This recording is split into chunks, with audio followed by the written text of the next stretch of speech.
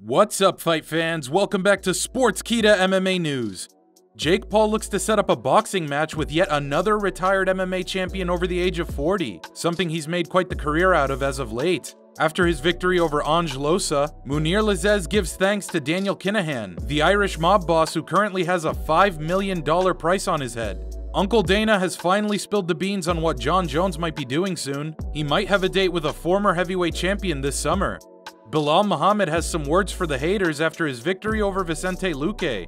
And pound-for-pound king Kamaru Usman makes a tough decision between wanting to fight Conor McGregor and Khamzat Chimaev. All that and more on today's edition of Sportskeeda MMA News. Let's get started. If you see any of your favorite fighters mentioned, make sure to blast that like button. Jake Paul is taking aim at quite possibly his next opponent in boxing. And yes, it is yet another retired MMA fighter over the age of 40. Paul called out former UFC middleweight champion and Hall of Famer Michael Bisping, who had one of the most unlikely careers and title runs in UFC history, including a win over the legendary Anderson Silva, stealing the title away from former bitter rival Luke Rockhold on short notice as a plus 575 underdog, and amassing a career record of 30-9. On Twitter, the YouTuber turned boxer Jake Paul posted a rant video and called out Bisping. This is what the tweet read. "Dear @Bisping, I challenge you to stop hosting your struggling podcast, get licensed to fight, and box me. Let's see if that UFC belt and all the respect you have can help you beat me in a boxing match." And here's what Paul said in the video.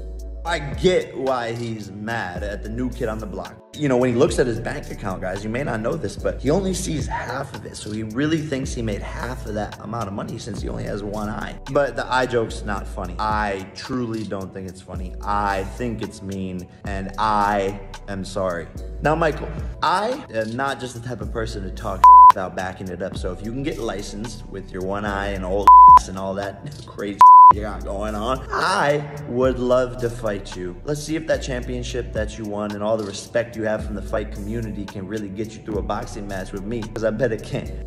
This video was in response to Bisping firing back at Jake Paul's alleged boxing hit list, a list he was on. Come on, Jake Paul, you do know I'm about your size. Surely that excludes me from your hit list.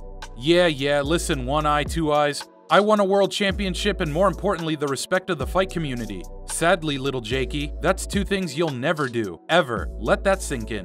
Anthony Lionheart Smith, Bisping's podcast partner and the number 5 light heavyweight in the world, also responded to Jake Paul's video with this. "We can keep playing this game with him, but he's not gonna play. He wants to take shots at a guy that has accomplished the world and moved on and would still beat him. I'll say yes, I'll get licensed, and I'll beat his ass in any sport. He wouldn't dare say my name. Facts." Jake Paul is now 5-0 in boxing, holding 2 wins over Tyron Woodley, one of those by devastating KO. He also holds a TKO over former ONE Championship and Bellator champion Ben Askren. Do you think Jake Paul will box Michael Bisping? Does Jake Paul get it done again? Former UFC featherweight champion Max Holloway just got married to his wife Alessa. He posted this to his Twitter. "I get to spend the rest of my life with my soulmate, April 16th, 2022. Hashtag the Holloways. Congrats to the newlyweds. Now go get that belt, champ."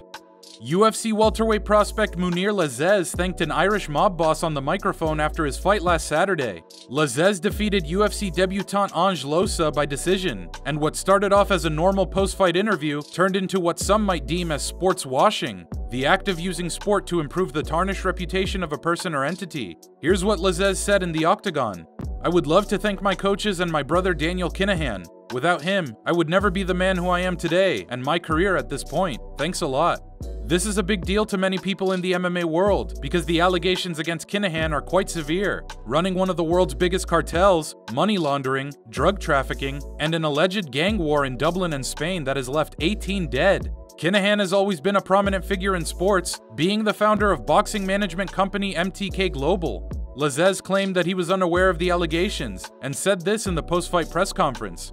"I think I'm here to entertain people. I give the credit to whoever deserve credit. I'm not involved in this kind of stuff. I don't know about it, and I will investigate how it is and how it's go. For me, it's simple thing, you know. It's friend outside the gym, you know, and just I meet him for advice and this, and he helped me through my career." Lazzez is 11-2 in MMA and made his Octagon debut in a fight of the night victory against Abdul Razak Al Hassan. Do you think Mounir Lazzez will be cut from the UFC for his relationship with Daniel Kinahan?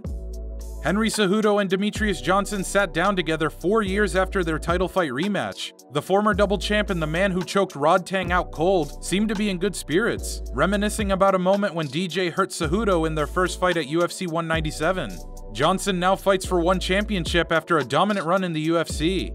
Breaking news! There's finally an update on the former UFC light heavyweight champion Jon Jones' return. UFC President Dana White recently confirmed that Jon Jones is being offered a fight against the former heavyweight champ Stipe Miocic. Here's what White said to TMZ. Our lineup for this summer is incredible. I'm hoping Jon Jones is going to be a part of that lineup this summer. Stipe makes sense. According to Mike Bond of MMA Junkie, the UFC is looking at July 2nd, UFC 276, as a possible date for this bout, right in the heart of International Fight Week. Uncle Dana even gave a short quip about the recent social media beef between former two-division champ Henry Cejudo and former double champ Conor McGregor. Cejudo ain't fighting. He's not. He's not fighting. Cejudo's retired, you know? Cejudo knows what he needs to do to get back in and get whatever. I mean, yeah, just talking on Instagram does not get you fights. When he's 100% ready, I'll start thinking about him and who he's going to fight and all that stuff, but no, not till he gets cleared and gets a date where he can start training. Who do you think will be the favorite between Jon Jones and Stipe Miocic? What about Henry Cejudo and Conor McGregor? It seems like Belal, remember the name Muhammad, is ready to get back into the Octagon.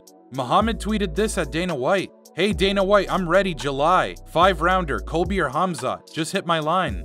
Speaking of Muhammad, the soon-to-be top 5 welterweight decided to mention his haters after his huge win over Vicente Luque on Saturday. As a tired Muhammad walked the halls of the UFC Apex after his win, this is what he had to say.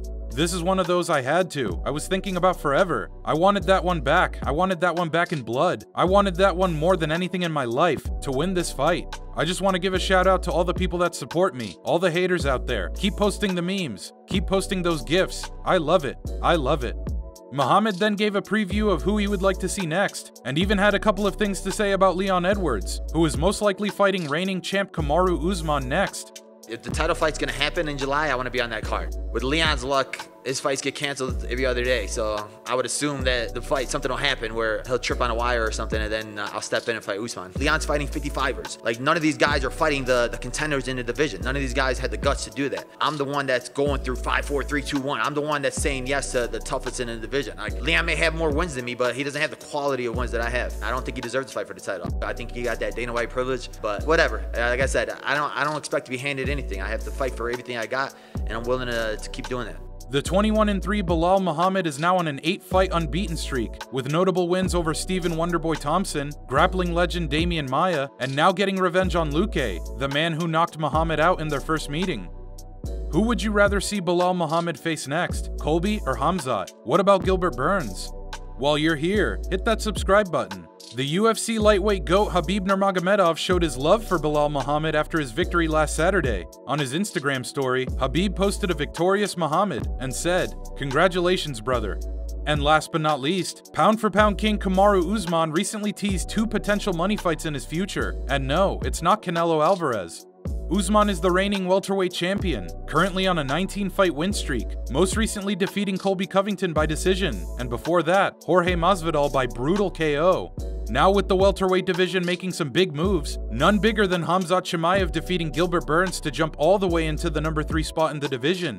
With rumors of McGregor wanting to come back from his injury straight into a welterweight title fight to become the first ever 3-division champion, Usman was presented with a tough question. Does he take that fight, or does he face new blood in Khamzat Chimaev? Here's what Usman had to say. So that's 2 different directions. They're both good money fights, but let's be honest, one kind of, is a little bigger than the other. I wouldn't say easier in the sense of because I have to train the same. I don't care whether he's a smaller guy, or he's a bigger guy, or is this guy or that guy. All I can control is myself. I can control better what happens in there that night.